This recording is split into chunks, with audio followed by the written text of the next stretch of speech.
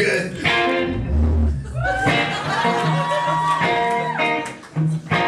Every time I look back, I get a new little present. It felt really awkward when I did it. But I felt like it was right. Life is awkward when you do it.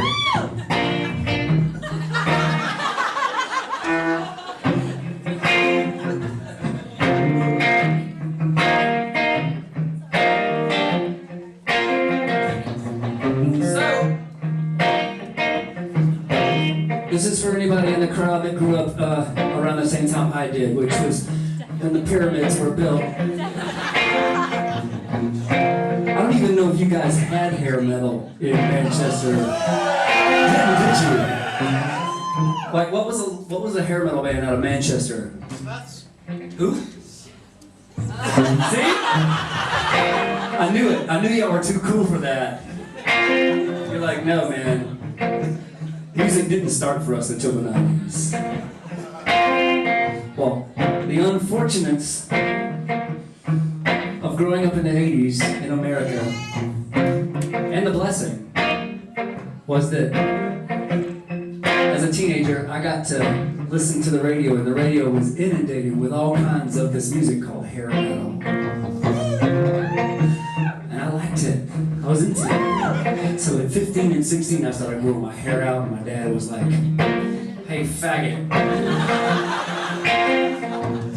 Now my dad is like the biggest, like, liberal, like completely non-homophobic dude in the world, but back then it was a whole different time. I had to show him outside of his driveway what life was like.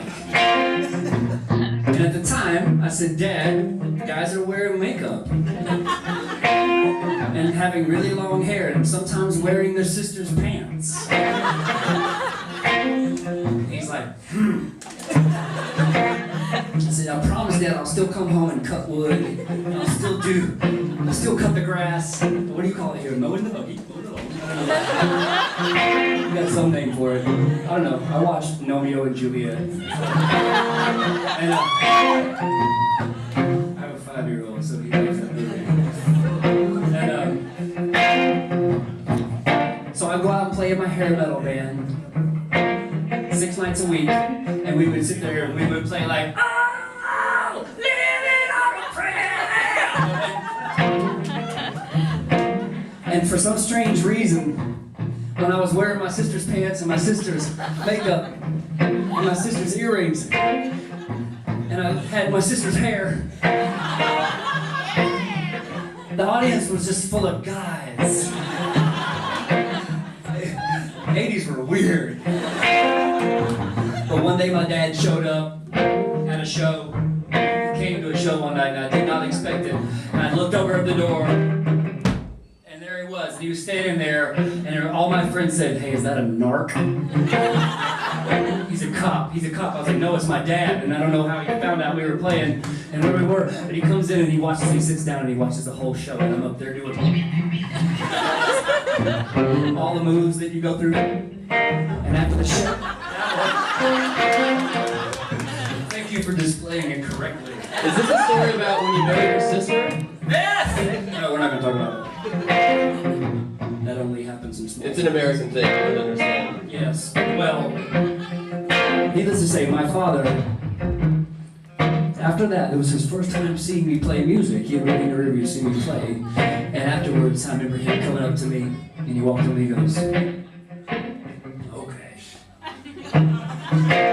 And okay was pretty good. That meant I could keep doing it. So I kept doing it, and I remember he drove me to the airport, kicking and screaming when I was going to Los Angeles, California at the tender age of 17. And I was like, Daddy, I don't want to go. I don't want to leave home. I love the comfort of home. And he's like, no, you're fucking going, man. He's like, you're going to get out there, and I want you to prove to me that having long hair, earrings, your sister's pants, and her makeup will get you a living. So I went out there, and my hair metal band got signed to a big record deal 10 months later, and my dad said, okay. So needless to say, cut to now, my dad's old, he's in his last couple of years, his health is not doing so well, and he's a different person than back then, but the one thing I do respect is that he he gave me the benefit of the doubt when I was going through my formative years of hair metal. When I would have never let that happen to my son. But he did so, and now we're good friends. So I have hair metal to thank for that. She likes hair bands on satellite radio.